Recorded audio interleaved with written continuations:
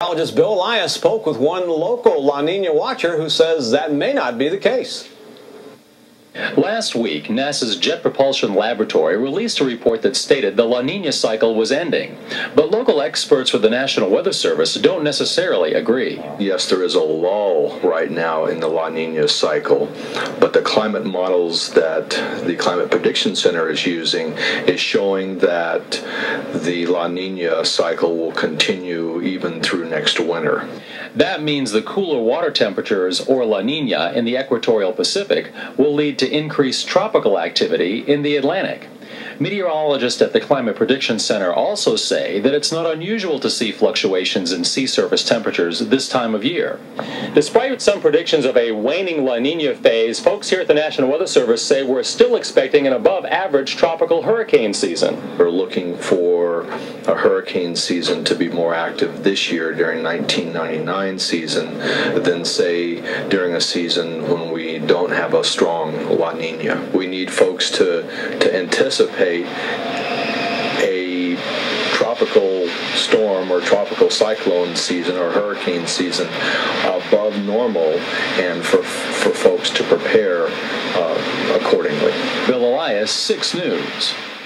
And keeping in line with the fact that the La Nina is still present, tropical rain showers continue. And right now the radar is showing some dissipating showers, even a few funnel clouds around. To go to a local shelter, you better change your plan. The city only provides shelters for city employees and their families. So it's important to have your own emergency plan. Meteorologist Bill Elias has some advice.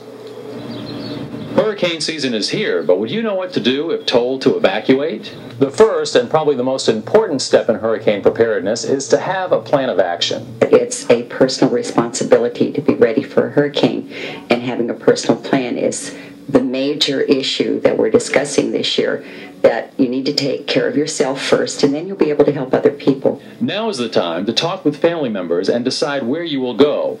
Gather supplies for a disaster kit like food and water, a first aid kit and medications, important papers, and money and credit cards. Many people, especially the elderly, will need assistance preparing their home and with evacuation. The Red Cross can also help in advance. They have handfuls of free literature telling people what they will need and what they should do. When a warning comes up, to get canned goods and water and everything you need for that. And you know where you're going to go? We will be going to Houston. That's where I'm originally from. So we will try to get out, but if we can't, we will be prepared here because my dad has a generator. And Cindy, being from Houston, is speaking from experience, having lived through Hurricane Alicia. There was no electricity, no anything, and we were out for about 4 days without electricity, and that was very uncomfortable. And the majority of Houston was out. We're going to be prepared, very prepared, as much as we can. Bill Elias, 6 News. And just in case you're counting down the days, hurricane season started.